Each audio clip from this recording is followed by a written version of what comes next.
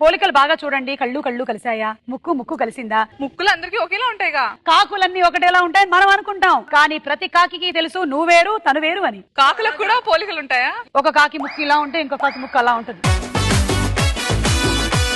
అరే రే, అసలు ఆ లుక్ కు అర్థం ఏంటి అనసూయ?